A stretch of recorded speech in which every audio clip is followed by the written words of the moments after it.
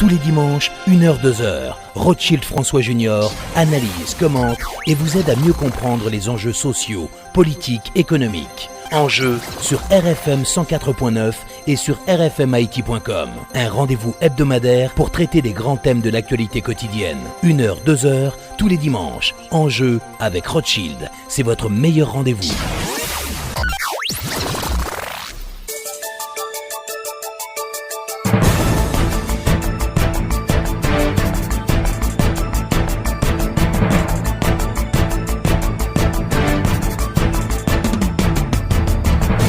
Mesdames, Messieurs, bonsoir. Je suis très heureux de vous retrouver pour la présentation de l'émission Enjeux. Les thèmes qui seront abordés aujourd'hui, les élections du 20 novembre, la coopération entre l'Union européenne et Haïti et la victoire de Donald Trump aux élections présidentielles américaines. Nos invités, Maître Carlos Hercule, vice-président du Conseil électoral provisoire, l'ambassadeur de l'Union européenne en Haïti, M. Vincent Degère, et puis le professeur Julien Torel qui va analyser la victoire de Donald Trump aux États-Unis d'Amérique. Encore une fois, bonsoir et bienvenue à l'émission Enjeux.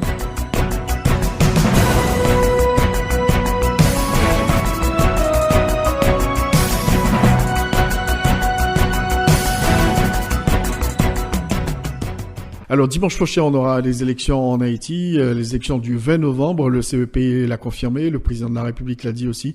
Donc, c'est confirmé. La date du 20 est maintenue pour la tenue de ces élections. Nous sommes au CEP. Nous avons avec nous le vice-président de l'institution électorale, Maître Carlos Hercule. On va parler de ces élections à 8 jours de la tenue du scrutin. Maître Carlos Hercule, bonsoir et bienvenue à l'émission Enjeux. Bonsoir Rothschild, bonsoir aux auditeurs et auditrices de radio. Donc, bonsoir. Bonsoir Rothschild, bonsoir aux auditeurs et auditrices de Radio RFM. C'est un plaisir de répondre à vos questions aujourd'hui. Alors, Maître Carlos Hercule, nous sommes à une semaine de la tenue de ces élections du 20 novembre. Est-ce qu'on peut dire qu'on peut y croire? Les élections vont pouvoir se tenir dimanche?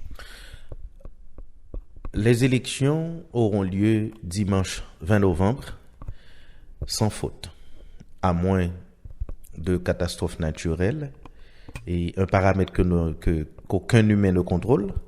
Sinon, le rendez-vous est dimanche 20 novembre, 6 heures du matin.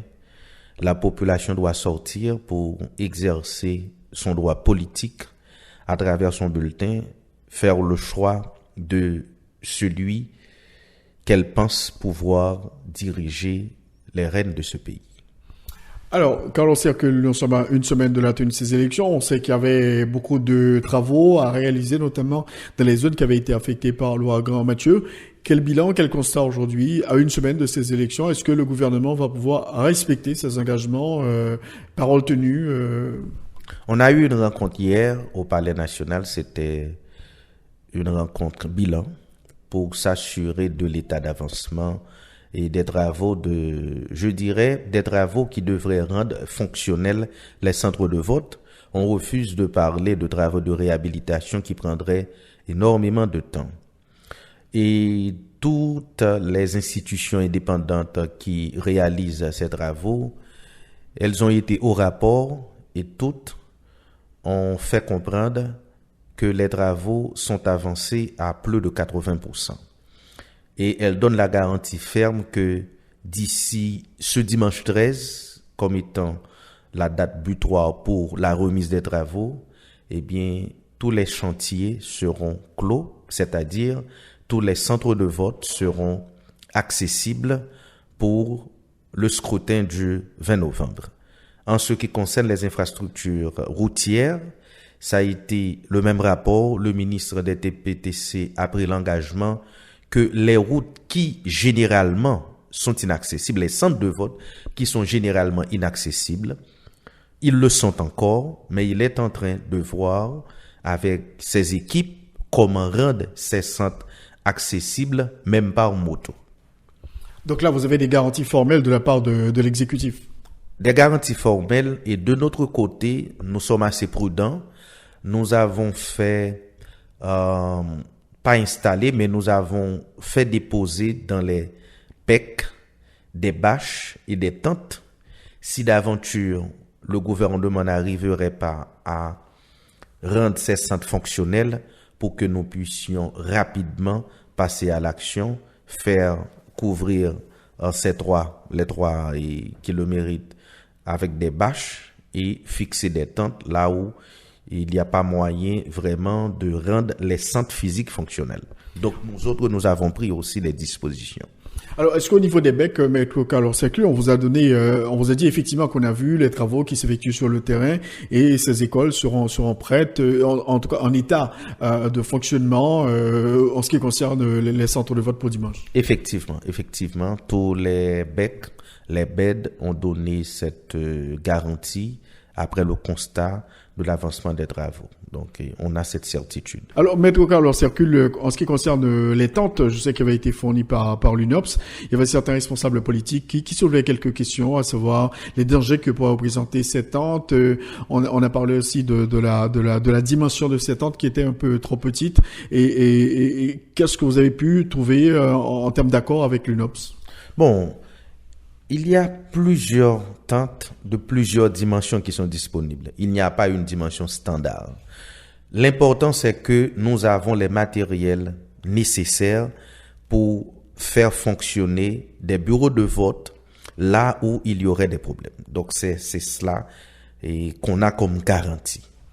Alors, en ce qui concerne le transport des matériels sensibles, je sais que ça avait déjà commencé. Dans les zones qui avaient été affectées, quel mécanisme que vous avez pu trouver en place pour justement entreposer ces matériels et les distribuer? Comment ça va se faire? À dos d'âne ou bien par hélicoptère? Comment ça va se faire? Ça dépend. Les matériels sensibles et non sensibles étaient déjà dans les bureaux, dans les beds. Il restait à les acheminer dans les centres de vote. Et cela se fait généralement 3 jours avant. Et ça va être la même dynamique. 3 jours avant le scrutin, les matériels sensibles et non sensibles laisseront les beds pour être acheminés dans les centres de vote.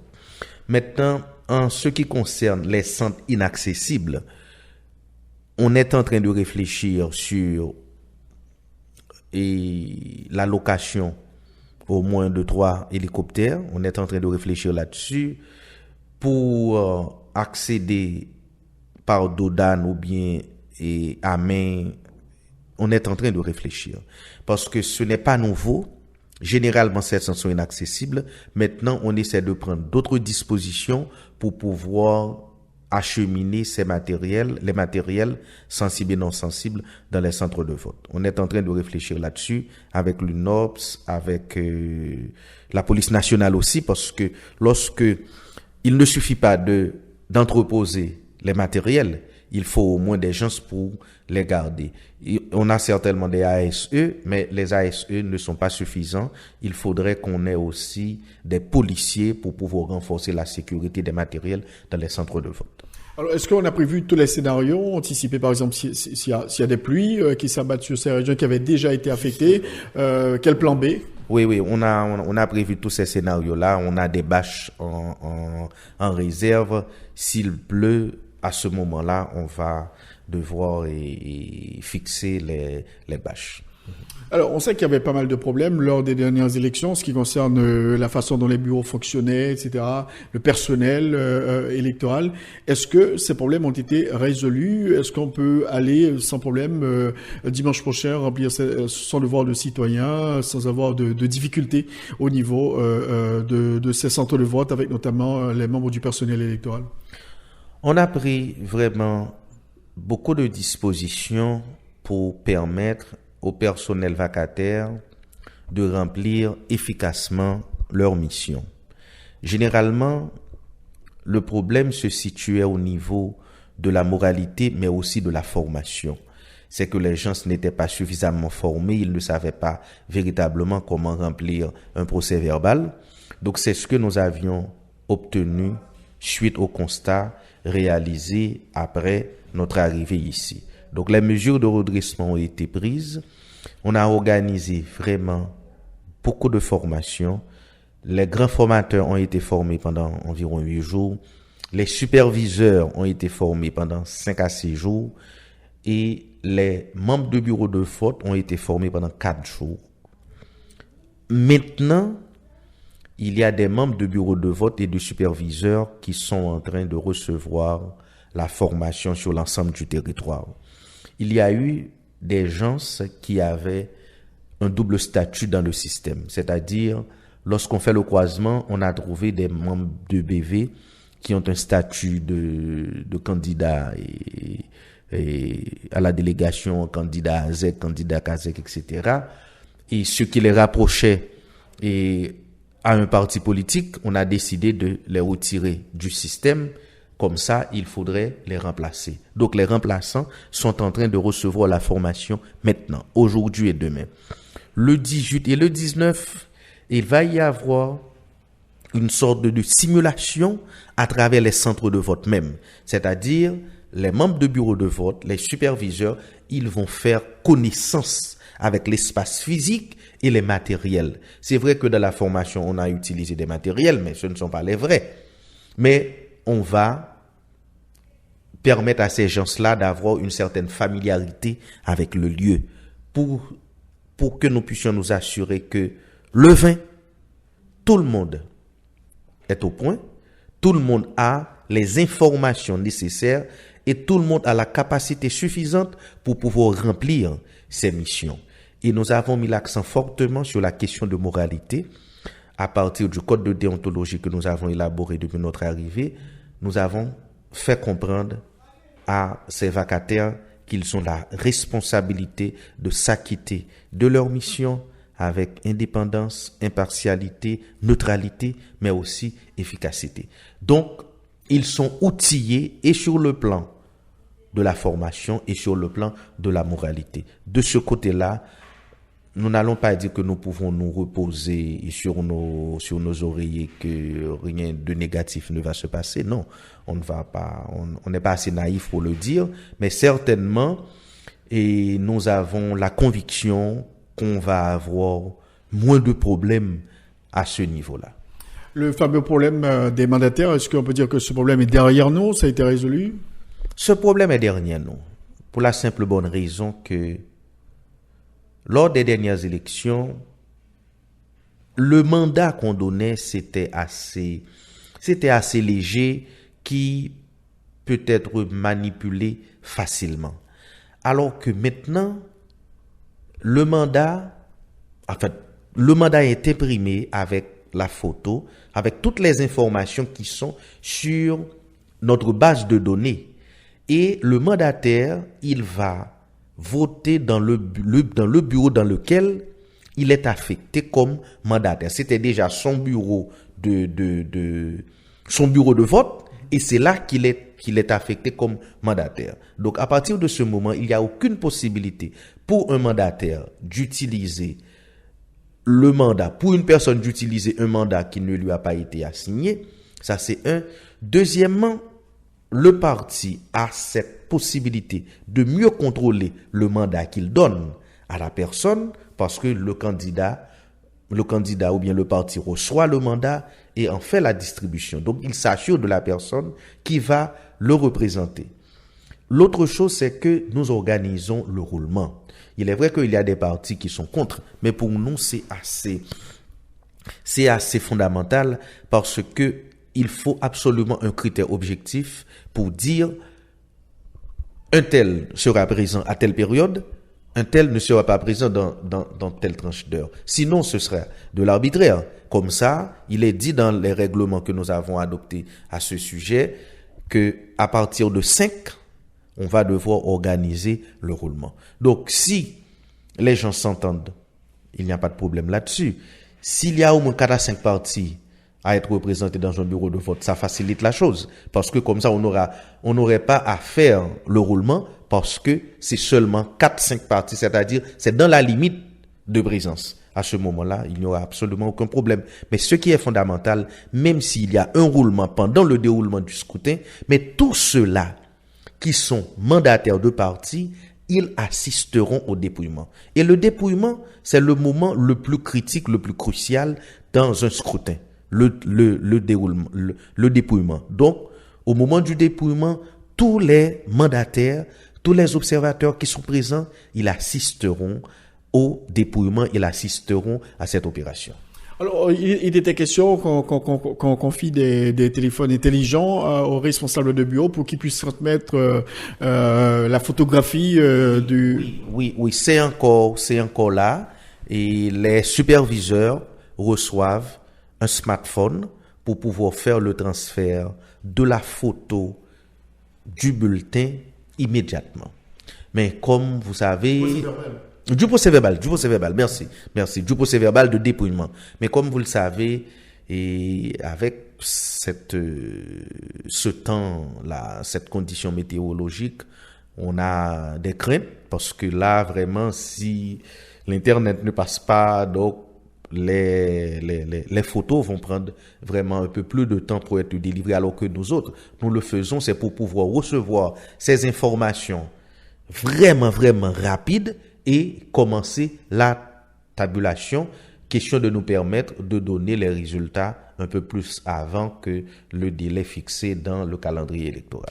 Le centre de tabulation, c'est fonctionnel, il y a des correctifs qui ont été apportés? Absolument, comme vous le savez, le directeur ainsi que son assistante et tout ce monde-là avait donné sa démission. Et maintenant, nous avons lancé un appel à candidature. Il y a 2 jeunes, quand je dis 2 jeunes, il y a 2 professionnels qui sont recrutés et qui dirigent actuellement le centre. Il y a beaucoup d'innovations, il y a beaucoup de corrections, il y a des règlements qui ont été élaborés. Les partis politiques ont été invités à 2 journées à 2 journées portes ouvertes pour qu'ils puissent voir de par eux-mêmes comment fonctionne un centre de tabulation. Il y aura une autre journée avant le scrutin et avant même de commencer la tabulation, tout ce beau monde-là sera aussi invité pour assister à la mise à zéro du compteur.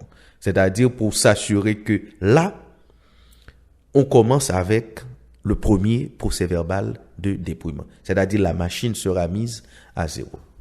Alors, quand est-ce qu'on peut espérer la publication des résultats? Car le CEP avait promis une semaine, parce que si ça prend beaucoup de temps, on va avoir beaucoup de suspicions, etc. Alors, est-ce qu'on peut espérer la publication des résultats dans une semaine, quelques jours? On a dit 10 jours. 10 jours, c'est question de... C'est une marge qu'on s'est donnée parce que avec cette situation, cette condition de météo, si on met du temps pour récupérer, si l'UNOPS met du temps à cause des routes, du temps pour récupérer, ça va ralentir certainement. Mais on s'est dit 10 jours, mais on espère pouvoir faire la publication des résultats préliminaires et bien avant 10 jours. Autre question, le taux de participation. Il y a il y a des gens qui redoutent un taux de participation très très faible parce qu'il n'y a pas eu de véritable campagne de motivation. Même la campagne électorale, elle est très terne. Il semble que les candidats sont fatigués. Et quelles sont vos prévisions au niveau du CEP en ce qui concerne le taux de participation?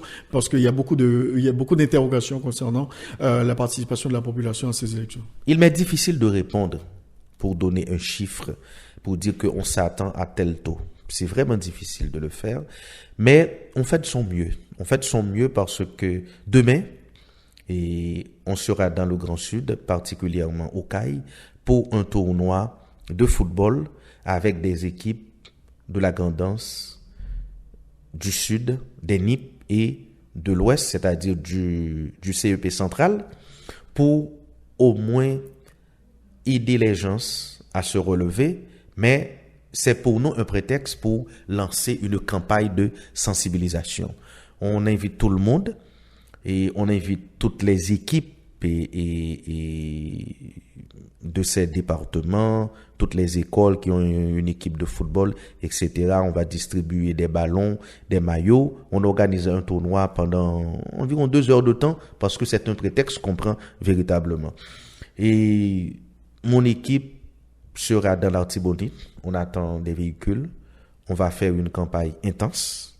On a déjà pris contact avec toutes les stations des 15, des 15 communes de l'Artibonite pour pouvoir faire passer le message. On a des mégaphones et les gens vont dans les marchés pour pouvoir véhiculer le message. Nous avons des spots. C'est vrai que ça a pris du temps parce que ce qu'on a vu dans le Grand Sud nous avait demandé un peu de recul pour savoir exactement quel est le meilleur message à donner. Parce que après ce sinistre, les gens n'étaient pas vraiment en condition, ils n'étaient pas vraiment disposés à entendre pareil discours.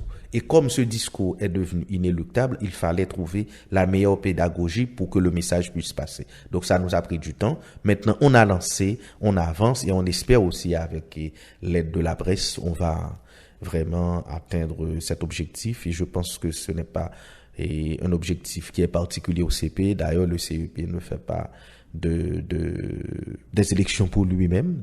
C'est pour la population, c'est pour les partis politiques. Nous espérons pouvoir bénéficier du support de la presse parce que ça devient un travail civique. C'est l'affaire de tout le monde et tout le monde est d'accord que le pays ne peut plus continuer dans cette affaire de transition.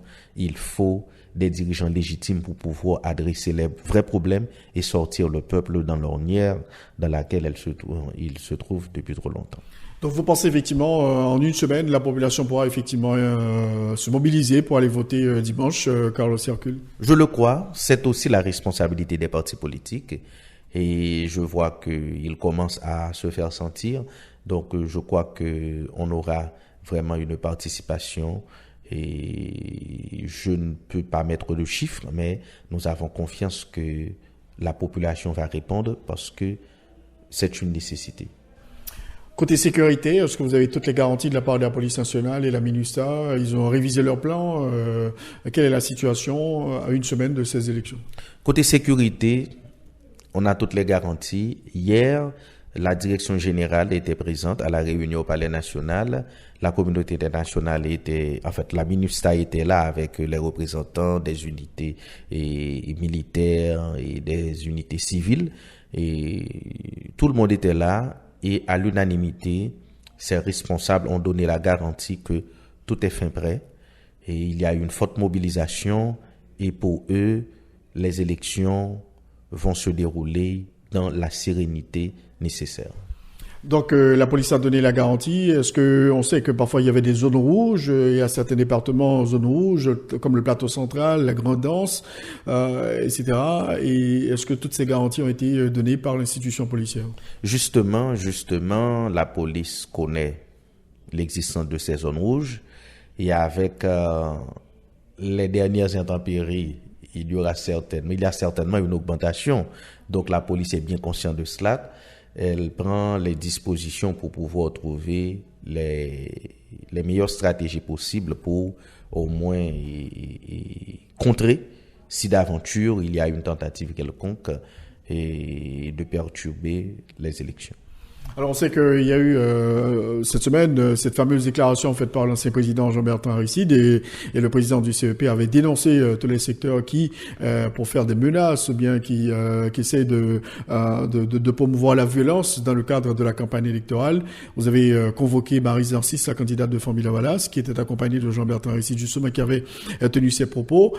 Comment la rencontre s'est-elle déroulée, Maître Carlos Hercule? Bon, certainement, et le CEP va prendre un communiqué pour informer la population de ce qui s'était passé dans cette réunion. Mais ce sera pour nous aussi l'occasion de rappeler à tous ceux-là qui interviennent dans le processus électoral à un titre ou à un autre qu'ils doivent se soumettre aux exigences du décret du 2 mars 2015. Et dans les articles 114 à 124, il est traité la question du comportement que tous les acteurs, qu'il s'agit de candidats, qu'il s'agit de sympathisants ou de partis politiques, tous ces acteurs doivent avoir un comportement correct, et ce sous peine de sanction. Donc le CEP va prendre un communiqué pour informer la population du déroulement de cette rencontre, mais aussi pour rappeler, comme je viens de le dire, les dispositions qui traitent du comportement à avoir par les acteurs, les candidats, ainsi que les sympathisants, les partisans et les partis politiques. Donc vous avez rappelé à l'ordre Maryse Narcisse et son parrain Aristide? Bon, en fait, on va prendre un communiqué. C'est le communiqué qui dira exactement ce qui s'est passé. Parce qu'on a vu quand même, il y avait des manifestations à l'extérieur des locaux du CEP et quand même des slogans anti-CEP ont été lancés, en tout cas des mises en garde par les partisans de Famille Wallace. Bon, la seule chose, c'est que nous avons reçu de l'État une mission pour faire les élections nous allons faire les élections. Donc, Nous allons faire les élections. Non, du tout pas. Nous allons faire les élections et les votes des citoyens seront connus. Les votes des citoyens seront connus. Nous autres, nous n'avons aucun pouvoir pour décider à la place des citoyens. Les citoyens iront aux urnes et le choix qu'ils auront fait, c'est ce choix-là qui sera communiqué à la population. On est content, on est content, on n'est pas content, on n'est pas content, mais le CEP fera son travail. Donc vous n'allez pas vous laisser intimider par des menaces et ou bien des déclarations? Quiconque. On ne se laissera pas intimider par quiconque. Acteurs, les gens qui sont aux alentours, personne. Alors, une question qui avait été soulevée, à savoir est-ce que le CEP pourrait modifier le calendrier électoral en vue du respect de la date du 7 février. Est-ce que vous maintenez votre position à savoir il n'y a pas moyen c'est pas jouable, il faut pas interférer dans le calendrier maintenant, on peut pas modifier le calendrier. Donc, ce que les gens ne saisissent pas véritablement, le calendrier, c'est toujours des dispositions provisoires. Ce n'est jamais définitif. Et parce qu'il y a des paramètres qu'on ne contrôle pas à l'avance. Par exemple, on a fixé le 20 novembre, ça c'est fini, et c'est consolidé c'est consacré par l'arrêté présidentiel invitant le peuple en ses comices. En ce qui concerne le deuxième tour, qui est fixé dans le calendrier au 29 janvier, ce communiqué, en fait, cette date sera confirmée par un arrêté présidentiel. Mais pour que cette date soit confirmée, il faut au moins que notre prévision soit juste, à savoir qu'il y ait des personnes élues, qu'il y ait des contestations. Ces contestations sont traitées dans le temps que nous avons prévu, ce qui nous mettrait vraiment en face de candidats pour le deuxième tour. Si d'aventure, les résultats préliminaires sont proclamés et qu'il n'y ait pas de contestation, mais s'il n'y a pas de contestation, on passe rapidement au second tour. Cela veut dire quoi exactement? Cela veut dire on aura économisé le temps de la contestation, ce qui nous permettrait de faire rapidement la question de maquette pour envoyer à Dubaï qui a demandé 10 jours.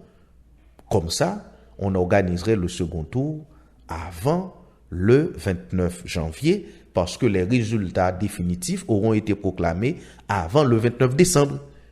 Maintenant, ça va dépendre aussi de la réaction des acteurs, c'est-à-dire des candidats. Si les candidats, ceux qui ont perdu, acceptent le fait qu'ils n'ont pas gagné, ils ont décidé de ne pas faire de contestation. C'est fini. C'est fini. Nous n'aurons pas à traiter de contestation. Si les contestations ne sont pas nombreuses, on n'aura pas besoin tout ce temps pour les traiter. Si par exemple, au Sénat, il y a à peu près 2 ou 3 contestations, mais on ne prendra pas 10 jours pour les traiter. Est-ce que vous voyez? Donc, ça nous permettrait d'avancer, de modifier le calendrier. Mais, dans l'état actuel des choses, ce que nous avons déjà comme expérience, et c'est à partir de cette expérience que nous avons élaboré ce calendrier, on ne va rien changer. Alors pour terminer, Maître Carlos Hercule, vice-président du CEP, quel appel vous pourriez lancer à l'endroit de la population, des acteurs, à une semaine de la tenue de ces élections du 20 novembre? L'appel, c'est que la population doit être beaucoup plus sensibilisée, doit être beaucoup plus conscientisée sur l'importance des élections dans un pays. Elle doit se sentir vraiment concernée. Ce qui se passe, ce n'est pas l'affaire de X ou Y, c'est son affaire. Et nous invitons vraiment solennellement la population à sortir le 20 novembre pour exercer son droit politique en choisissant le candidat de son choix. La garantie qu'on peut donner à cette population, c'est que son choix sera respecté. Le choix qu'elle aura fait, c'est ce choix-là qui sera communiqué comme résultat. Alors, merci beaucoup, Maître Carlos Cercule. Je rappelle que vous êtes le vice-président de l'institution électorale. Et quand même, bonne chance pour ces élections dimanche. Bonne chance, Haïti. Merci beaucoup. C'est à moi de te remercier, Rothschild, pour cette opportunité que tu as offerte au CEP à travers ma personne. Merci.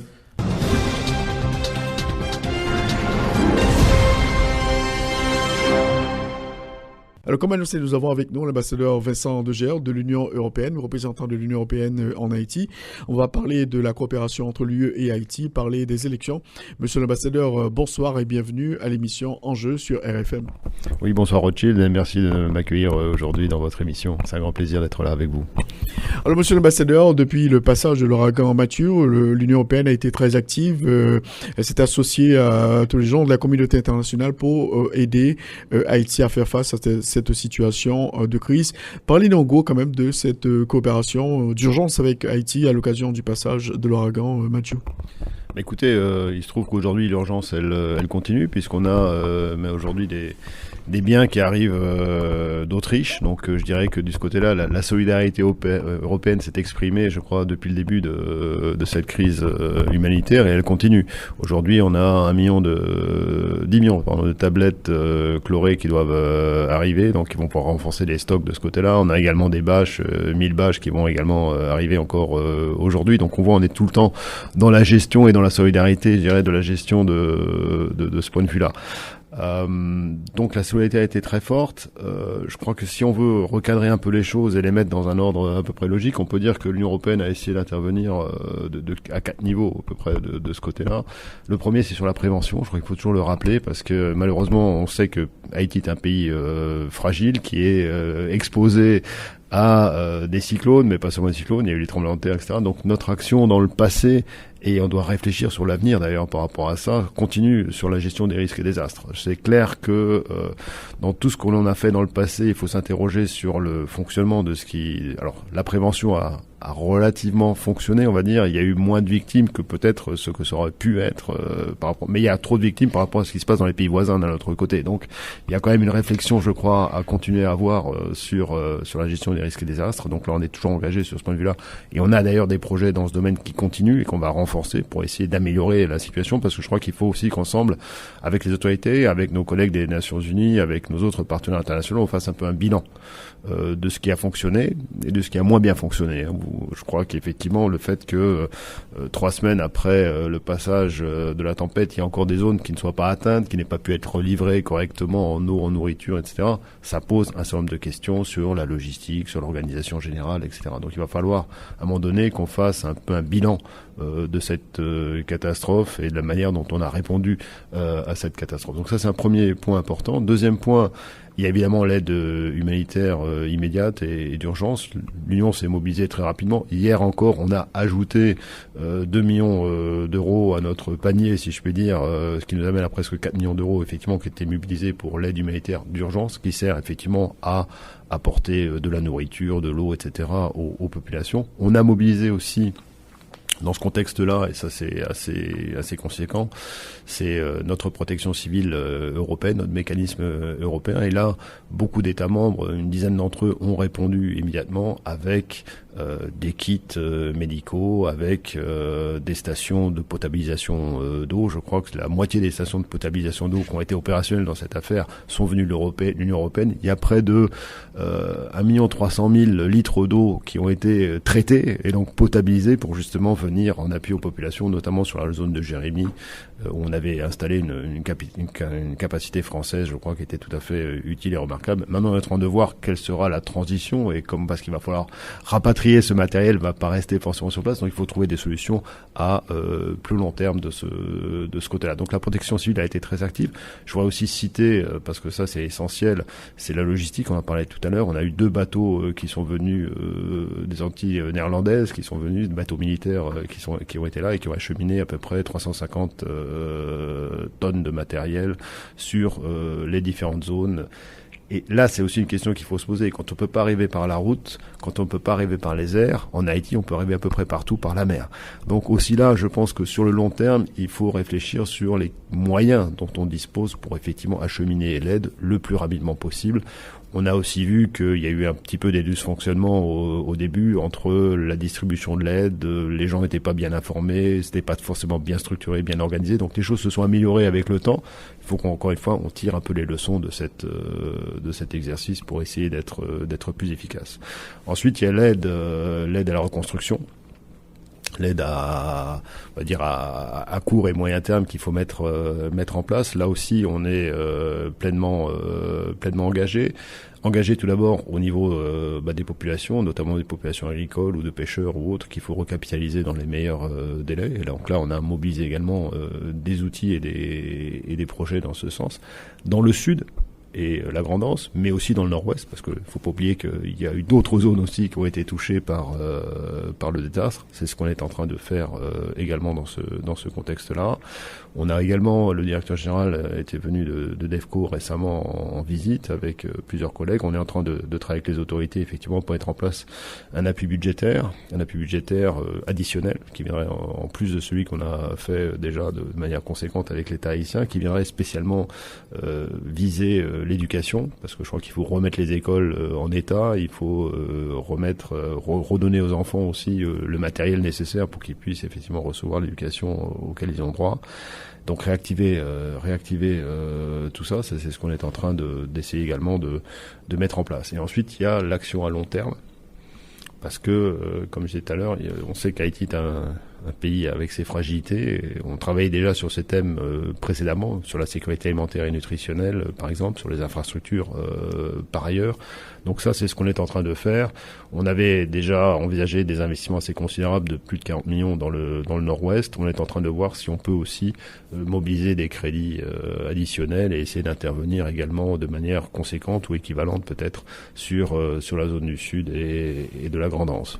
Alors, on va parler du développement tout à l'heure. En ce qui concerne la gestion de l'aide humanitaire, il y a beaucoup de questionnements, beaucoup de critiques à l'endroit des autorités en place pour la façon dont l'aide est gérée.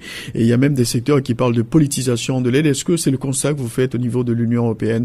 Est-ce que quand l'aide est acheminée, c'est géré par le gouvernement? Comment ça se passe sur le terrain? Écoutez, d'abord, je crois que c'est important, évidemment, que les autorités nationales soient en contrôle, on va dire, du processus. Parce que si on se rapporte au passé, en 2010, etc., je crois qu'il y avait effectivement un souci qui était celui-là. D'où la mise en place d'outils et de structures qui sont les centres d'opération d'urgence nationale, leur déclinaison départementale et communale. Donc ça, je crois que c'est des outils qui ont été mis en place et qui ont leur logique et leur finalité. Je crois que c'est tout à fait normal. Dans n'importe quel autre pays, je pense qu'on ferait de la même façon. Maintenant, la question, est-ce que ces outils ont bien fonctionné, ont fonctionné de la manière dont ils auraient dû fonctionner? D'une certaine manière, j'ai dit tout à l'heure, oui, pour ce qui est de la partie prévention, je crois qu'on a pu évacuer, repositionner des gens dans des refuges, etc., ce qui était des choses utiles. Ensuite, je dois avouer que sur les premiers jours de la gestion dans l'urgence, je pense qu'il y a eu un certain nombre de dysfonctionnements. Ce qui était bien, c'est qu'on avait autour de la table l'ensemble des acteurs, les autorités nationales en premier chef, les bailleurs de fonds et ceux qui pouvaient intervenir, les organisations nationales non gouvernementales, soit haïtiennes, soit internationales, qui étaient là sur le terrain et qui pouvaient apporter directement leur savoir-faire et leurs compétences pour acheminer l'aide. Ça s'est pas forcément fait aussi vite, je dirais, que ça aurait dû se faire et aussi bien que ça aurait dû se faire. Moi, je l'ai vu avec les bateaux néerlandais de manière très claire. On a amélioré le système. Pourquoi? Parce qu'on a embarqué à bord des navires des responsables du COUN qui pouvaient dialoguer avec les maires, avec les comités des sages qui existent éventuellement dans les différentes zones où on devait livrer le matériel. On embarquait également à bord le responsable de l'organisation non gouvernementale qui avait la charge, je dirais, d'acheminer cette aide. Et eux pouvaient organiser la distribution. Et les militaires, ils étaient là pour faire la logistique, c'est-à-dire amener les biens, les livrer sur la plage et après les donner aux collectivités locales avec le concours des organisations gouvernementales pour assurer une distribution qui ne soit pas politique, évidemment, de ce point de vue-là, parce que dans ce genre de circonstances, on ne doit pas faire de politique. On doit simplement être efficace et amener l'aide à ceux qui en ont besoin. Alors, est-ce que vous pensez vraiment qu'il y a certaines dispositions qui sont prises, tant du côté du ONG, des bailleurs, pour essayer quand même d'améliorer la situation de concert avec le gouvernement pour que les victimes puissent recevoir cette aide? Parce que jusqu'à présent, il y a des victimes qui disent qu'ils n'ont rien encore reçu. Il y a des zones qui n'ont pas encore été touchées. Bah écoutez, oui, moi je crois qu'on a, comme je disais tout à l'heure, on doit faire un peu le bilan de ce qui a fonctionné, de ce qui n'a pas fonctionné, qui ne fonctionne peut-être pas toujours bien encore aujourd'hui, pour faire en sorte effectivement qu'on évite les travers que je mentionnais tout à l'heure. Pour notre part, on est en train de faire cette analyse et ce bilan. Je vous ai donné quelques pistes de réflexion et de solutions. Moi, il y a une autre chose qui m'a alerté, c'est que on l'a bien vu, pendant plusieurs jours, l'aide n'a pas pu être acheminée. Parce qu'il y avait le pont de Petit Goave qui était effondré, parce que les routes n'étaient pas dégagées, etc.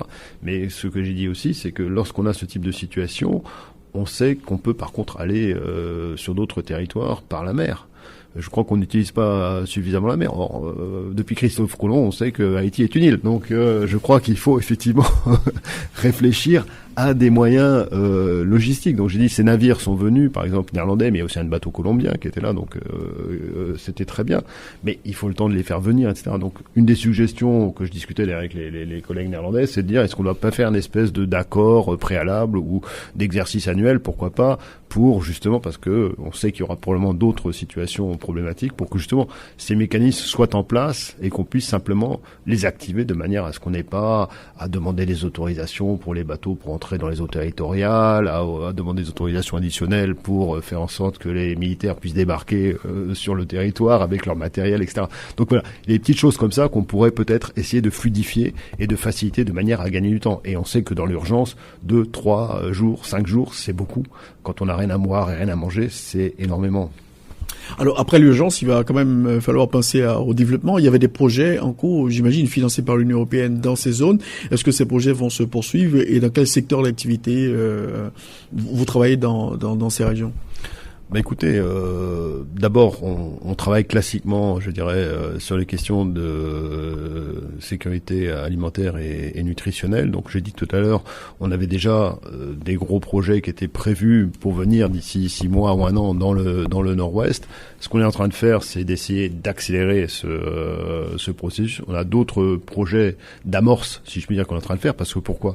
Il faut essayer de pas perdre les saisons de récolte. À l'évidence, il y a déjà une saison qui commence maintenant et on voit qu'on a beaucoup de difficultés à trouver des semences, à trouver des outils, etc. Donc là, il y a un vrai challenge auquel on est exposé tout de suite, là, mi-novembre, je dirais, pour démarrer cette saison agricole.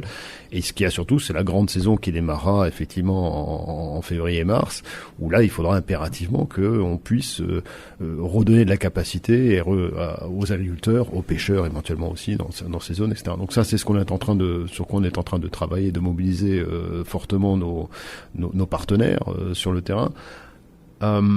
On va aussi essayer de travailler, j'ai dit tout à l'heure, sur les questions d'éducation. Ça fait aussi partie de nos priorités importantes. Alors, on voulait travailler initialement essentiellement sur la qualité de l'enseignement, etc. Bon, on va peut-être devoir faire aussi de la reconstruction et de la rénovation d'écoles préalablement, parce que ça, c'est un besoin très immédiat. Et donc là, on va essayer de mobiliser, comme je disais tout à l'heure, une enveloppe financière pour venir avec les autres partenaires. On n'est pas tout seul, hein. Il y a la Banque mondiale, la BID, d'autres acteurs qui sont là sur ce secteur.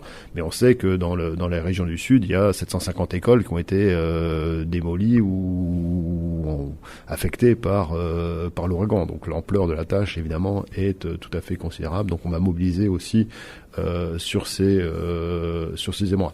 Il y a l'aspect infrastructure routière, donc là aussi on a déjà mis à disposition du ministère une enveloppe de 1,7 million d'euros immédiatement pour qu'ils puissent déjà faire les premiers travaux de déblayage, etc. Donc ils ont un peu de cash, si je puis dire, pour financer ce type d'intervention.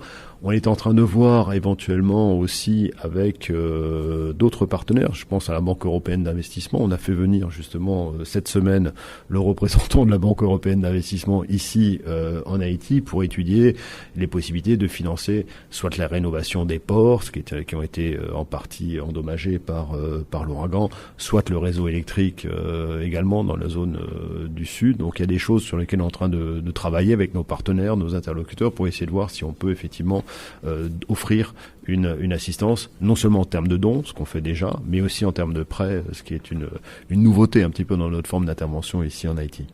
Alors, ambassadeur de Gers, vous avez parlé aussi de cet appui quand même budgétaire de l'Union européenne à Haïti. Je crois qu'on a annoncé 20 millions d'euros. Oui, tout à fait. Disons qu'on a prévu en fait 15 millions en termes d'appui budgétaire. Donc ça, c'est ce qu'on est en train de mettre en place. Donc avec l'idée de focaliser sur la rénovation notamment du secteur éducatif. C'est ce qu'on disait sur les écoles tout à l'heure. On aimerait mobiliser d'autres crédits aussi justement sur la question de l'aide alimentaire ou la sécurité alimentaire et nutritionnelle, justement sur ces aspects de recapitalisation rapide des agriculteurs et pour recréer une activité économique. Aussi pour fixer, j'allais dire, les populations sur les zones où elles ont toujours vécu, parce que ce qu'il faut effectivement éviter, c'est que les gens se désespèrent, attendent, n'aient pas de perspective, n'aient pas d'avenir, et donc qu'ils viennent éventuellement, qu'ils quittent les zones où ils habitent pour aller vers d'autres territoires. Donc je crois qu'il y a un impératif là aussi qui est tout à fait essentiel de ce côté-là. Donc on va essayer de faire un exercice qui est pas toujours facile à réaliser, c'est de se bien lier l'aide humanitaire, donc apporter des ressources financières pour que les gens puissent se nourrir, puissent s'acheter à manger, etc. sur place, et en même temps ajouter le volet, je dirais, redynamisation économique et réactivation économique de la zone pour que les gens aient des outils pour se replanter, pour reprendre une activité commerciale et autres. La BUI, la Banque européenne d'investissement que j'évoquais tout à l'heure, ils sont également venus pour avoir des contacts avec d'autres intermédiaires financiers sur notamment du prêt au PME ou du microcrédit, des choses comme ça, pour que les gens puissent effectivement retrouver une activité, réemprunter éventuellement et trouver des moyens financiers pour recréer de l'activité. Concernant cette aide budgétaire, cet appui budgétaire, quand est-ce que ça sera matérialisé ? Écoutez, on a tous dans nos administrations toujours des procédures et malheureusement elles sont parfois un petit peu longues à respecter. Donc moi j'essaie d'accélérer les choses au maximum. J'espère que fin de l'année ou début de l'année prochaine on devrait avoir ces crédits à disposition. Mais ça ne veut pas dire que ça empêche le gouvernement de travailler déjà, sachant que les fonds vont arriver, si vous voulez, avec une certaine certitude, je veux dire, de ce point de vue-là. Ça devrait leur permettre d'anticiper, si vous voulez, parce que c'est de l'appui budgétaire, c'est quoi ? C'est de l'injonction d'argent de donateurs dans le budget de l'État. Donc s'ils savent avec certitude que tel argent va rentrer dans le budget 2016-2017, ils peuvent certainement déjà anticiper l'arrivée de ces fonds, ce qu'ils font en général, et commencer effectivement à mettre en œuvre les actions. Ambassadeur de Gers, on sait que après le séisme du 12 janvier, il y a eu beaucoup de duplications au niveau des organisations non gouvernementales qui travaillent sur le terrain, et tout le monde a dit que ça a été un fiasco. Donc, est-ce que on a pu tirer les leçons du passé à propos de la gestion de l'ouragan Mathieu du côté de la communauté internationale, ou tout au moins de l'Union européenne? Écoutez, moi, je fais un plaidoyer très fort à la fois auprès des autorités, parce que c'est leur rôle à elles, tout d'abord, de coordonner, on va dire, l'aide qu'ils reçoivent de la part de la communauté internationale. Et je fais le même plaidoyer vis-à-vis de mes collègues ici. Alors on a au niveau des collègues internationaux des réunions mensuelles de nos chefs de coopération qui leur permettent effectivement d'échanger sur ce que font les uns les autres. Alors échanger sur ce qu'on fait, c'est bien, mais c'est pas suffisant. Ce qui est mieux effectivement, c'est de passer à l'étape suivante, c'est de bien coordonner entre guillemets ce que chacun fait. C'est pour ça que quand on a ces discussions aujourd'hui sur comment est-ce qu'on va intervenir, moi j'ai toujours dit il faut impérativement que on regarde le territoire, le temps imparti et qu'on se coordonne dans le temps et dans l'espace avec les différents collègues. Et c'est ce qu'on essaye et je crois qu'on va réussir, j'espère cette fois-ci, à faire mieux que la fois dernière. C'est donc d'avoir une bonne complémentarité des interventions et un séquençage aussi dans le temps des interventions qui soit avec une certaine logique. Donc c'est ce qu'on est en train de faire. Donc là, on a, même au niveau des ambassadeurs, on a la semaine dernière une réunion dans ce sens pour vraiment mettre en place les outils, les mécanismes qui doivent nous permettre de mieux nous coordonner. Alors, l'aide humanitaire, elle est toujours quand même très appréciée, mais la grande question, on se demande comment sortir de l'assistanat, monsieur l'ambassadeur? Comment sortir nous, un des axes de notre intervention, c'est clairement la réforme de l'État. Ça veut dire quoi? Ça veut dire réforme des finances publiques tout d'abord et réforme de l'administration publique. Parce que personnellement, je considère qu'il n'y aura pas de développement économique durable et soutenable en Haïti si on n'a pas une prise de responsabilité et une capacité effectivement du côté prime abord des autorités et des administrations. Ça veut dire des administrations qui rendent compte de la manière dont elles travaillent, des administrations qui ont une bonne projection et programmation dans le temps des interventions qu'elles font, et qui ont à la sortie un véritable impact sur l'intervention publique. Donc c'est un peu ça la logique vers laquelle on doit tendre. Et nous, c'est notre manière de fonctionner. Comme je dis toujours, pour l'Union européenne, nous travaillons prioritairement avec le bureau de l'ordonnateur national. Donc c'est pas nous qui allouons les crédits. C'est-à-dire, nous donnons l'argent effectivement de notre soutien à Haïti, mais cet argent est canalisé, je dirais, à travers les structures institutionnelles de l'État. Évidemment, quand on fait les paiements, on vérifie que les objectifs ont bien été atteints. Donc c'est vraiment un partenariat que l'on veut mettre en place avec les administrations haïtiennes, à commencer par le bureau de l'ordonnateur national. Alors, comment faciliter justement des investissements importants de l'Union européenne les Européens sont très présents partout dans le monde. Même là, en République dominicaine, vous êtes très présents, mais côté investissement en Haïti, ça marche pas. Donc, comment justement aboutir à attirer des investissements importants des pays de l'Union européenne en Haïti? Bon. Oui, ça marche pas. Je suis pas tout à fait d'accord, parce que je pense, par exemple, moi j'ai beaucoup investi de temps et d'énergie sur la fameuse RN3, donc qu'on essaye effectivement de faire arriver de Port-au-Prince jusqu'à Cap-Haïtien. Donc on a mi-chemin à Hinche aujourd'hui. Et clairement, il y a eu des entreprises européennes qui ont travaillé sur plusieurs tronçons de ces en partenariat avec des entreprises ou des sous-traitants haïtiens. On a fait la même chose quand on a reconstruit le bâtiment du ministère des Travaux publics ou le bâtiment de l'ordonnateur national. Là aussi, ce sont aussi avec des partenariats avec des entreprises européennes notamment. Donc la présence, elle est là. Est-ce qu'elle est suffisante? Peut-être qu'on peut faire mieux et plus. Hein. Moi, c'est pour ça, je disais tout à l'heure, que je suis très heureux que la Banque européenne d'investissement soit venue justement un peu dans le contexte de l'urgence de Mathieu, etc., pour voir quelles sont les possibilités, quelles sont les opportunités qu'on peut effectivement trouver ici en Haïti. Et à travers des financements européens, ça permettra certainement de faire venir des partenariats. Il y a beaucoup de choses à faire. On a cette opportunité extraordinaire du Fonds vert qui vient de l'accord de Paris sur la COP 21, le changement climatique. Haïti est un pays qui devrait effectivement s'inscrire complètement dans cette logique. Il y a beaucoup à faire sur les énergies renouvelables dans ce contexte-là. Et je pense que là, peut-être les Européens ont une carte à jouer. J'espère qu'ils la joueront rapidement. Alors, en principe, on devrait avoir un président démocratiquement élu l'année prochaine. Est-ce qu'il y a beaucoup de projets qui sont dans le pipeline, qui sont peut-être gérés par la future administration? Mais je crois que, en fait, par votre question, vous mettez le doigt sur un des problèmes que nous pointons depuis plusieurs mois, voire depuis plusieurs années. Si on veut faire venir des investisseurs effectivement en Haïti, la première condition, c'est la stabilité, à commencer par la stabilité politique.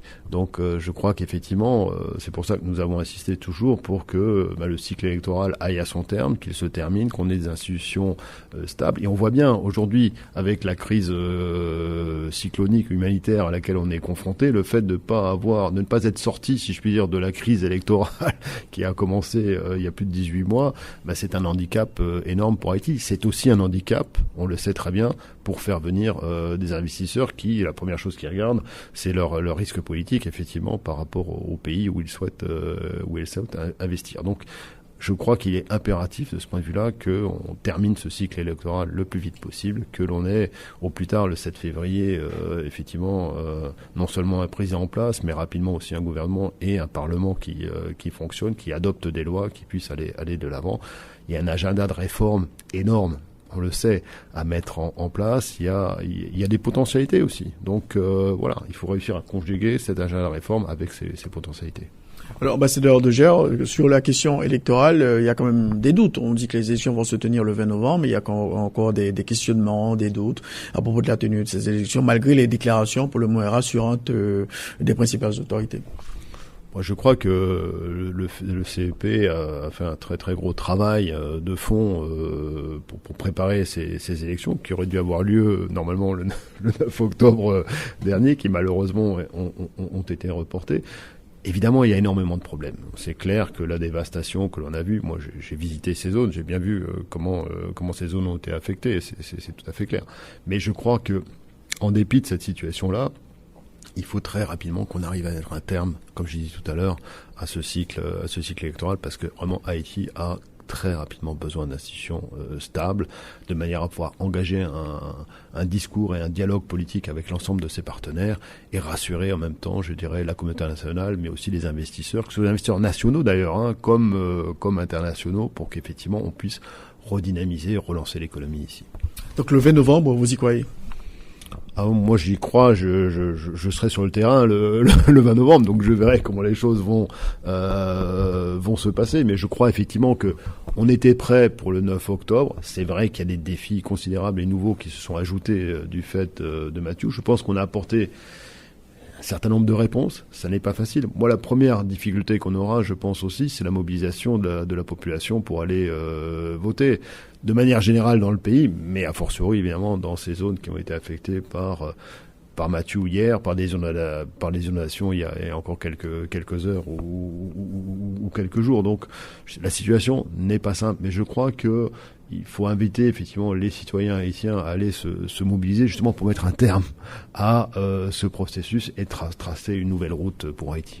On sait que pour les élections précédentes, il y a eu quand même des observateurs de l'Union européenne qui s'est retirée, je peux m'exprimer ainsi, du processus électoral. Et on a vu comme les Américains qui ont accordé 5 millions de dollars américains à l'UNOPS pour mettre les choses en place, à savoir au côté logistique, etc., à l'occasion de ces élections. Donc, vous, du côté de l'Union européenne, vous mettez votre position antérieure. Bah écoutez, oui, nous on avait notre position tout à fait clairement arrêtée. Bon, je ne vais pas revenir sur le débat qu'on a déjà eu à de multiples reprises. On n'a jamais été convaincus, si vous voulez, de cette affaire de fraude massive. A fortiori, on n'a jamais trouvé de fraudeur d'ailleurs dans toute cette affaire. Donc nous, ça nous a posé un problème d'approche. Maintenant, bon, c'est un peu le passé. On nous a demandé de nous réengager avec une mission d'observation. On l'a pas fait avec une mission d'observation, mais on a quand même une mission d'experts électoraux qui est là, donc qui va regarder le processus, qui va l'analyser et voir comment il se déroule. Donc on est quand même présent dans ce contexte-là aussi pour ce cycle électoral là. Alors on n'a pas fait évidemment d'investissement de fonds dans le processus pour la raison de principe que j'évoquais tout à l'heure. Ça ne veut pas dire qu'on a interrompu notre aide à Haïti. Je veux dire, comme je dis encore, à la fin du mois de septembre, dans le cadre de notre appui budgétaire, on a déboursé plus de 25 millions d'euros pour l'appui budgétaire. Donc je veux dire, notre assistance à Haïti n'a nullement été remise en cause et se prolonge. Et notre solidarité dans la crise de Mathieu, je crois qu'on en a parlé tout à l'heure, elle a été tout à fait forte et évidente dans ce contexte-là. Maintenant, je crois que politiquement, effectivement, il est utile que ce cycle électoral se termine, qu'il se termine dans de bonnes circonstances. Je veux dire par là, il faut éviter toute violence. Je crois qu'on n'a plus la place pour la violence aujourd'hui dans ce débat-là. Ça, c'est un point tout à fait essentiel. Il faut mobiliser l'ensemble de l'électorat pour qu'il se sente, je dirais, investi d'une responsabilité, effectivement, de doter le pays d'institutions stables, démocratiques, dans un processus transparent et de manière à ce qu'on puisse ouvrir de nouvelles pistes pour l'avenir. Donc, à l'échec de ces élections, quelle serait la réaction de l'Union européenne? Bah écoutez, moi je veux pas me situer dans une perspective d'échec parce que je crois qu'il y a eu énormément d'efforts investis pour avoir un succès. Donc j'espère qu'on aura un succès de ces élections. C'est ce que nous souhaitons et qu'on va pouvoir tourner une page et ouvrir un nouveau livre dans notre coopération. Si je comprends bien, ambassadeur de Gire, vous avez hâte quand même de travailler avec les prochaines autorités démocratiquement élues d'Haïti, probablement l'année prochaine. Non, oui, tout à fait. Je crois que on a continué à travailler évidemment avec les autorités qui étaient en place de manière transitoire aujourd'hui. Mais si vous voulez, même, je dirais, pour bien prendre des décisions stratégiques, pour bien faire fonctionner les administrations, pour prendre des décisions, comme je dirais, qui engagent l'avenir du pays, d'être dans une phase transition n'est pas bonne parce qu'on ne sait pas qui sera là demain, entre guillemets, est-ce que les orientations prises ne vont pas être remises en cause par un successeur. Donc on a vraiment besoin rapidement de stabilité et de capacité décisionnelle. Donc ça dérange? Bah, ça retarde certainement le processus. Ça nous empêche pas de travailler. On est pleinement investi et on a des interlocuteurs qui le sont aussi. Mais ces interlocuteurs ne sont pas dans une position stable ou stabilisée qui leur donne le recul et la durée pour agir. Alors pour terminer, ambassadeur Vincent Degère de l'Union européenne en Haïti, quel appel vous pourriez lancer à l'endroit de tous les acteurs et aussi de la population à l'occasion de ces élections qui s'en viennent le 20 novembre? De se mobiliser pleinement. Hein. Je crois que le droit de vote, c'est un droit essentiel. Bon, c'est un droit chèrement acquis, c'est un droit démocratique.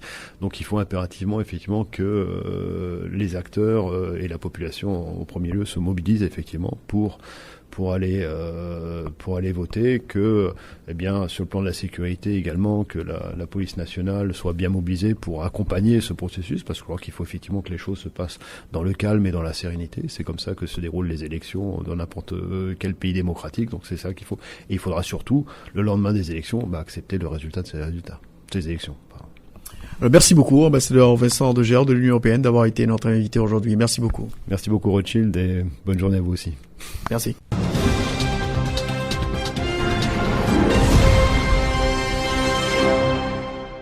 Alors, mesdames et messieurs, comme annoncé, le professeur Julien Thorel est l'un des invités à notre émission. Dimanche dernier, il était là avec nous pour parler des élections présidentielles américaines. Là, on a les résultats. Donald Trump a été élu président. Professeur Thorel, bonsoir et bienvenue encore une fois sur RFM. Bonjour. Alors, professeur Thorel, on faisait des prédictions la semaine dernière sur les élections présidentielles américaines. Donc, vous avez tablé un peu sur la victoire de Hillary Clinton. Finalement, c'est Donald Trump qui a gagné. Est-ce qu'on peut dire, c'est comme on le dit dans la presse américaine, partout dans le monde, ça a été une grande surprise? Oui, tout à fait. C'est vrai que quelques jours avant l'élection présidentielle, on estimait, selon les données que nous avions, que Mme Clinton avait de grandes chances de remporter la Maison-Blanche.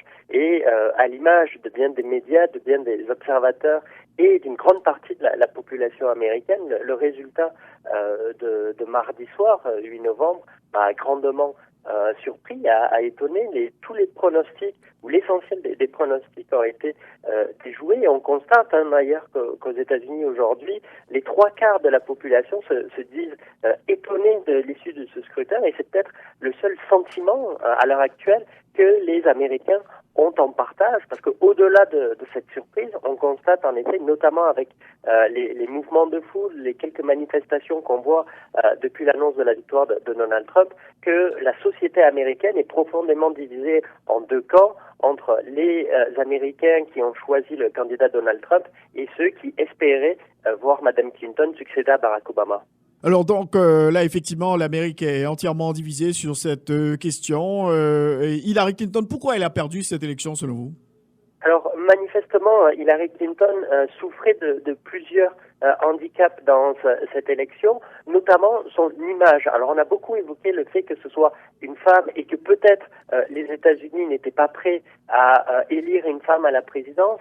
C'est une explication ou une hypothèse avec laquelle je suis pas tout à fait d'accord, dans la mesure où je vous dirais non seulement que les premières données de sondage et des premières études post-élection montrent qu'il n'y a pas un si grand écart dans les choix de l'électorat féminin aux États-Unis entre Donald Trump et Mme Clinton. Alors, il est vrai que Mme Clinton a remporté cet électorat, mais pas par une marge tout à fait écrasante. D'ailleurs, c'est une marge qui reste assez similaire à celle de Barack Obama en 2008 ou en 2012. C'est-à-dire que Mme Clinton a eu 12% de plus de femmes qui ont voté pour elle par rapport à M. Trump. Mais surtout, son principal handicap, je pense, c'était de s'appeler Clinton, et on sait manifestement, on l'a encore vu dans les résultats de mardi, que le nom Clinton suscite la polémique, suscite la controverse aux États-Unis, parce qu'on associe les Clinton à l'ambition politique, à la volonté farouche de s'accaparer le pouvoir ou d'accéder au pouvoir. Et on sait aussi que Mme Clinton est perçue largement par la population américaine comme malhonnête, manquant de transparence. Et à cet égard, cette fameuse affaire des courriels n'a fait qu'amplifier, n'a fait que consolider cette perception que Mme Clinton n'est pas nécessairement très honnête dans ses propos. Et au-delà de ça, un autre élément qui, je pense, il y a beaucoup nuit, et on commence à en avoir des explications un petit peu plus claires, si vous voulez, c'est le peu d'attention qu'elle et son équipe de campagne ont porté à cet électorat masculin de la classe moyenne, cette fameuse classe ouvrière, est plutôt blanc, et c'est cet électorat-là qui manifestement a échappé à Madame Clinton, alors que Bill Clinton lui-même, semble-t-il, pendant la campagne, la mettait en garde contre les risques de voir cet électorat se détourner du Parti démocrate et être séduit par le candidat Trump. Alors les avertissements, les mises en garde de Bill Clinton n'avaient pas été écoutés, de ce qu'on comprend aujourd'hui dans certains comptes rendus, et mal en a pris finalement à Hillary Clinton lorsqu'on voit le résultat, particulièrement dans les États de la Rust Belt, les anciens États industrialisés que sont le Michigan ou le Wisconsin, qui semblaient acquis à Madame Clinton et au Parti démocrate et qui ont basculé mardi soir en faveur de Donald Trump et qui ont scellé finalement la victoire de Donald Trump.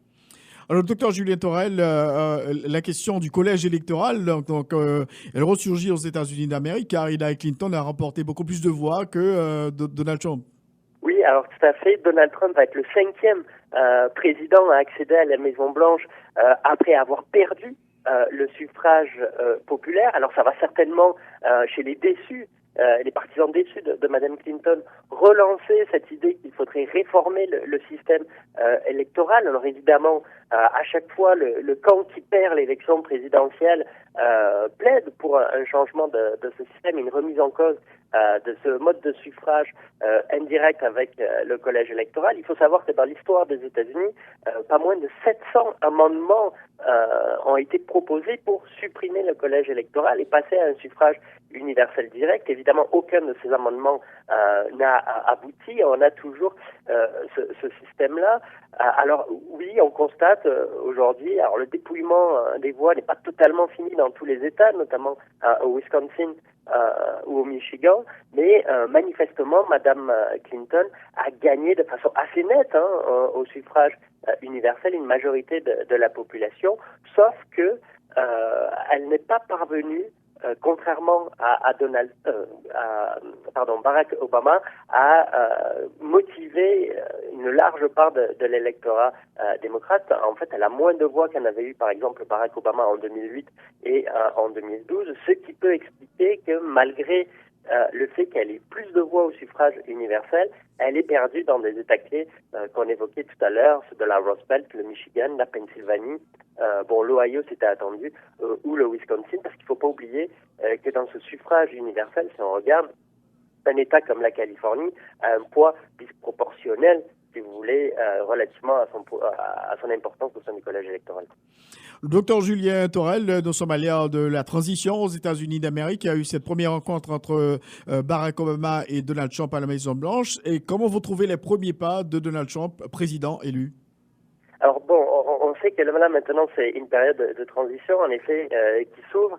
Le président Obama a promis ou s'est engagé dans la tradition démocratique américaine de passation du pouvoir à accompagner le nouveau président élu dans sa démarche. Et celui-ci, Donald Trump, a manifesté, si on se souvient, mercredi lors de leur première rencontre, ou jeudi, je ne sais plus, à la Maison-Blanche, a manifesté son intérêt à prendre conseil auprès de Barack Obama. Alors ça, il faut quand même prendre ce propos-là avec quelques pincettes lorsqu'on connaît le personnage de Donald Trump, mais parce qu'il a du mal, si vous voulez, manifestement, à rentrer dans la peau du président élu, peut-être lui-même, est encore très surpris, et on voit cette difficulté à rentrer dans son nouveau personnage, dans son nouveau rôle institutionnel, s'illustre notamment par les propos qu'il a tenus sur Twitter concernant les manifestations qui avaient lieu. Il faut par exemple souligner que son réflexe sur Twitter a été de dénoncer les médias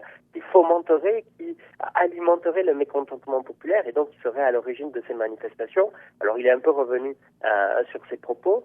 Et l'autre aspect qui est assez intéressant, c'est de voir que Donald Trump a déjà modifié son équipe qui est en charge de sélectionner les futurs membres de son administration. Ce rôle de leader, le rôle de leader de cette équipe-là devait être mené initialement par le gouverneur du New Jersey, Chris Christie, et hier on a appris que celui-ci avait été quelque peu mis de côté et que c'est le vice-président élu Mike Pence qui va présider, en l'occurrence, à la sélection des membres de la future administration Trump.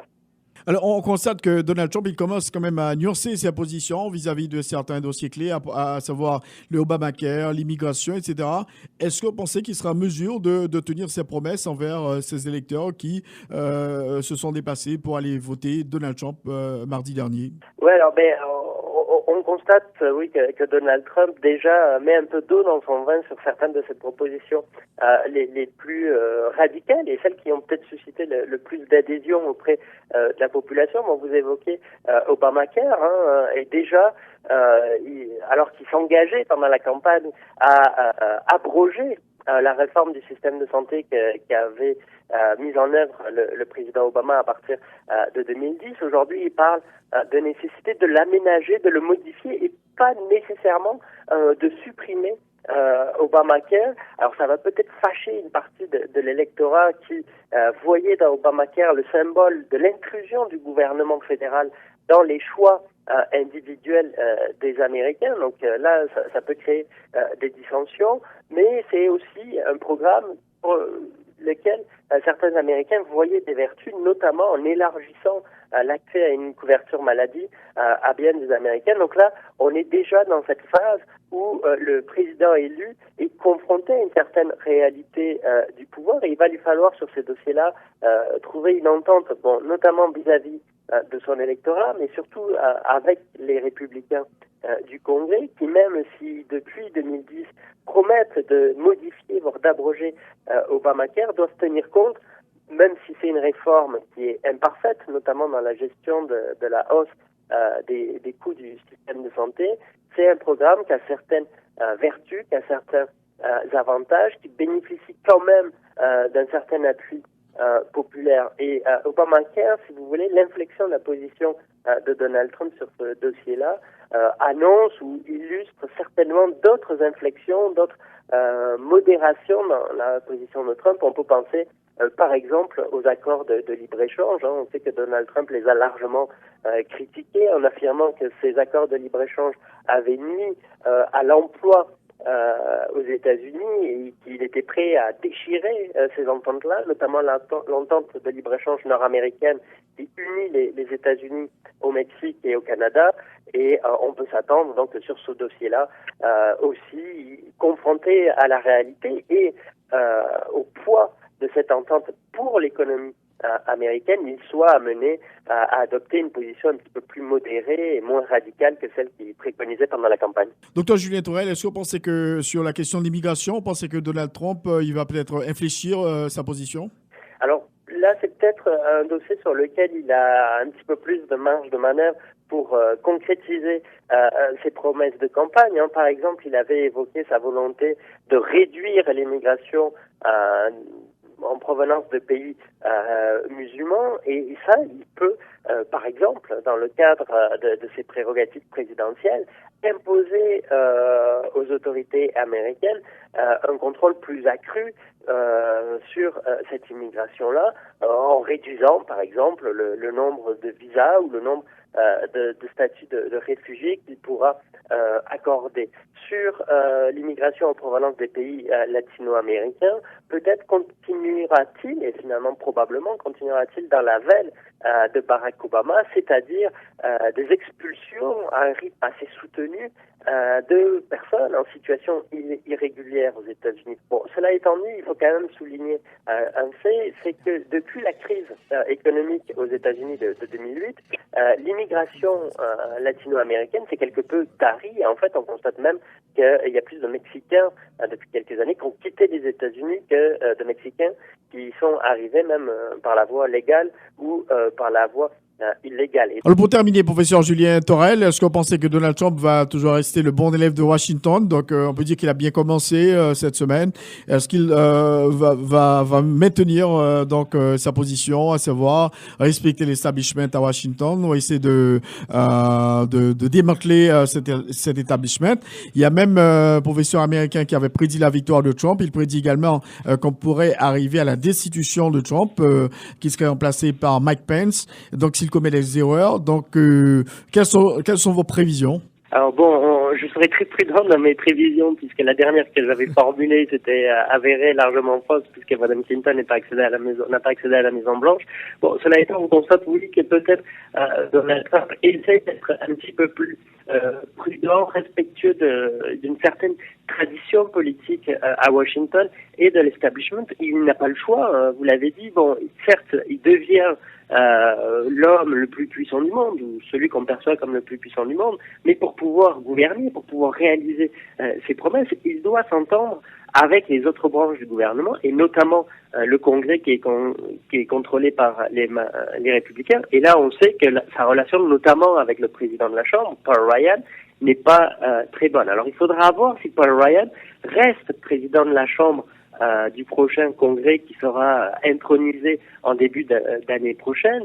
Peut-être que Donald Trump essaiera de contrecarrer les plans de Paul Ryan de rester à la tête des républicains de la Chambre. Ça reste à voir, mais c'est vrai que on peut s'attendre éventuellement à des tensions, mais je serais quand même pour l'instant assez sceptique, dans la mesure où même si les républicains de l'establishment avaient manifesté, notamment pendant la campagne, leur désaccord, leur désapprobation de certains propos de Trump, ils ne l'ont jamais désavoué. Et aujourd'hui, je vous dirais que les républicains, à mon sens, sont tellement heureux d'avoir l'ensemble des leviers du pouvoir à Washington, et ce contrôle-là leur permettra notamment de façonner la Cour suprême dans un sens un petit peu plus conservateur.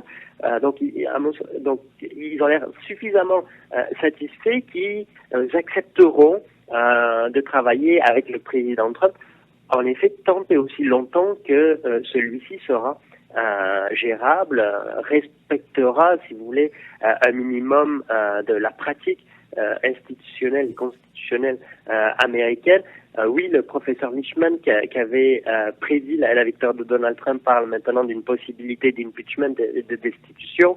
D'autres observateurs, même des conservateurs aux États-Unis, émettent cette hypothèse parce qu'ils considèrent que le tempérament de Donald Trump est tellement explosif, extraverti, peu contrôlable, que celui-ci soit fera une erreur majeure qui forcera le Congrès à envisager la destitution, ou pourrait même, Donald Trump, se lasser de la présidence et décider de partir. Donc, bon, là, on est pour l'instant encore dans la fiction. Ça serait quand même assez extraordinaire de voir un Congrès à majorité républicaine enclencher une procédure de destitution contre un président élu sous la bannière du parti républicain. Peut-être que si les démocrates remportent la majorité aux élections de mi-mandat en 2018, eux seront plus motivés par une tentative de destitution. Mais tout ça pour dire que on entre aux États-Unis dans une ère d'incertitude qui crée une certaine anxiété, un certain malaise, mais qui fait que la scène politique, la vie politique aux États-Unis va être assez enlevante, assez palpitante, peut-être autant que les émissions de télé-réalité qui ont fait la popularité de Donald Trump. Alors, merci beaucoup, professeur Julien Thorel, d'avoir été l'un des invités à notre émission aujourd'hui pour parler encore une fois des élections présidentielles américaines remportées par Donald Trump. Merci beaucoup. Je rappelle que vous êtes spécialiste des questions américaines et vous enseignez à l'Université du Québec à Montréal. Merci beaucoup. Merci à vous. Bonne journée. Bonne journée. Au revoir.